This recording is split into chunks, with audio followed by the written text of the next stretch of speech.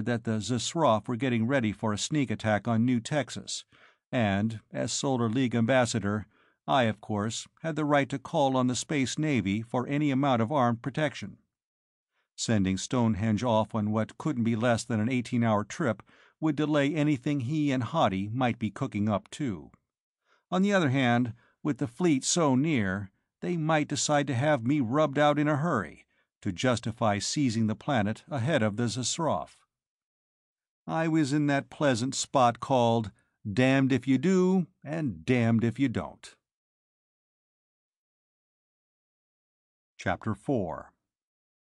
The State House appeared to cover about a square mile of ground, and it was an insane jumble of buildings piled beside and on top of one another, as though it had been in continuous construction ever since the planet was colonized, 80-odd years before. At what looked like one of the main entrances, the car stopped.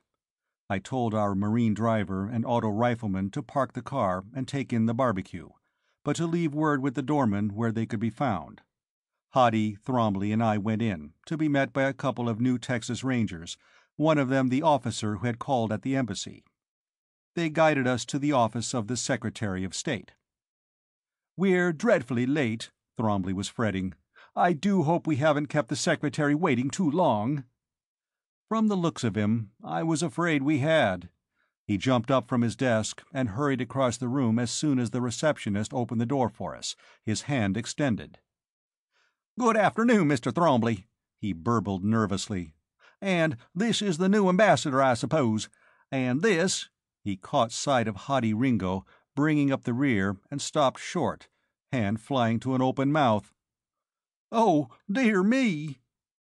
So far, I had been building myself a New Texas stereotype from Hottie Ringo and the ranger officer who had chased us to the embassy.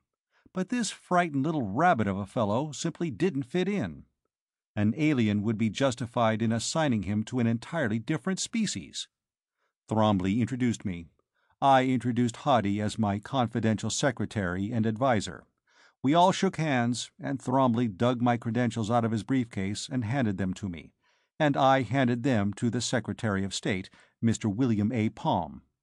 He barely glanced at them, then shook my hand again fervently and mumbled something about inexpressible pleasure and entirely acceptable to my government. That made me the accredited and accepted ambassador to New Texas. Mr. Palm hoped, or said he hoped, that my stay in New Texas would be long and pleasant. He seemed rather less than convinced that it would be. His eyes kept returning in horrified fascination to my belt. Each time they would focus on the butts of my Krupp Tatas. He would pull them resolutely away again. "And now we must take you to President Hutchinson. He is most anxious to meet you, Mr. Silk. If you will please come with me." 4 or 5 Rangers who had been loitering the hall outside moved to follow us as we went toward the elevator. Although we had come into the building onto a floor only a few feet above street level, we went down 3 floors from the hallway outside the Secretary of State's office, into a huge room, the concrete floor of which was oil-stained, as though vehicles were continually being driven in and out. It was about 100 feet wide, and 200 or 300 in length. Daylight was visible through open doors at the end.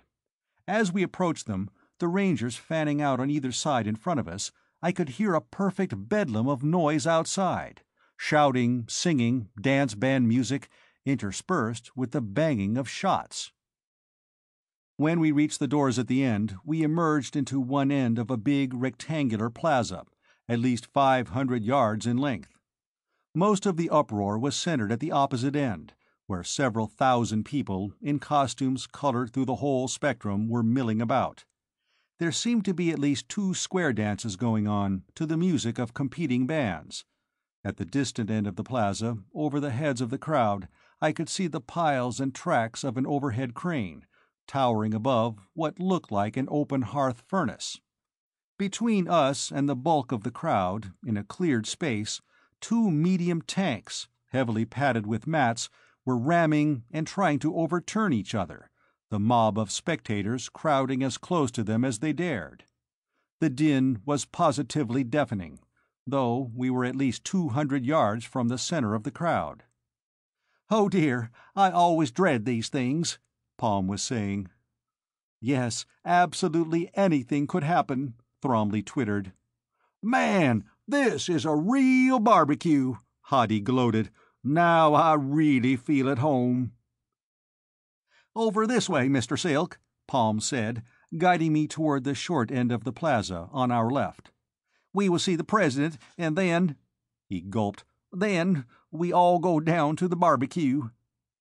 In the center of the short end of the plaza, dwarfed by the monster bulks of steel and concrete and glass around it, stood a little old building of warm-tinted adobe. I had never seen it before, but somehow it was familiar-looking. And then I remembered. Although I had never seen it before, I had seen it pictured many times.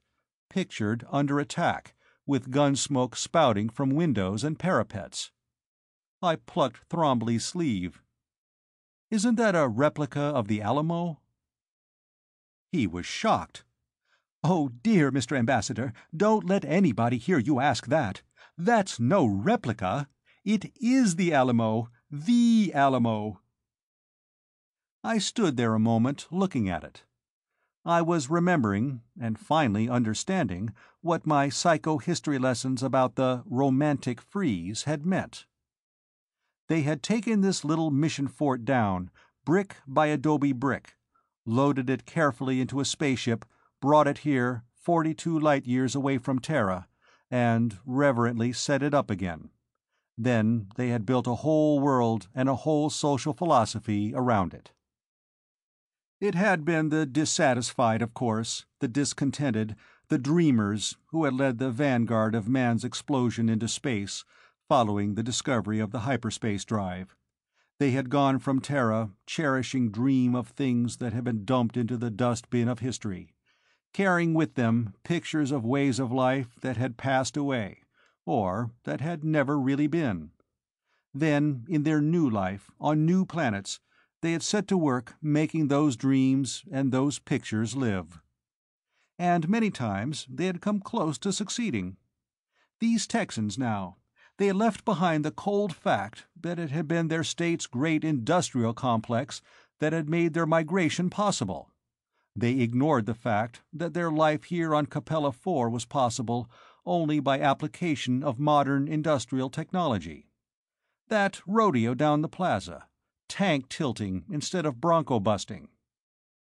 Here they were, living frozen in a romantic dream, a world of roving cowboys and ranch kingdoms.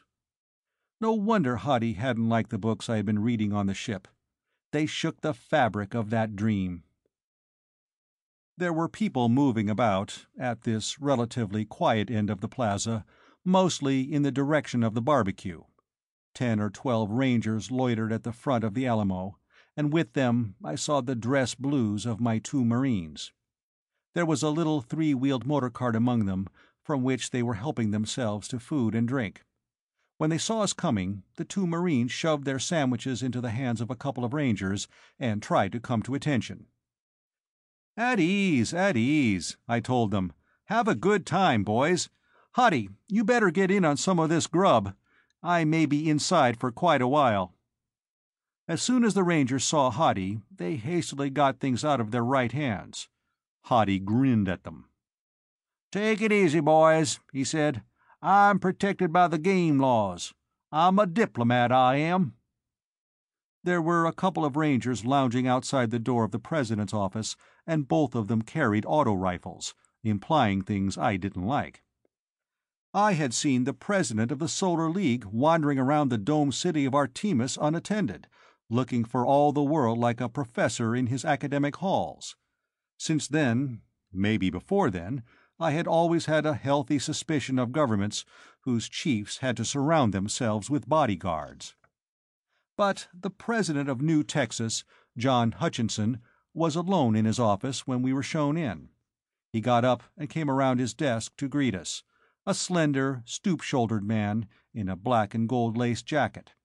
He had a narrow, compressed mouth, and eyes that seemed to be watching every corner of the room at once. He wore a pair of small pistols in cross-body holsters under his coat,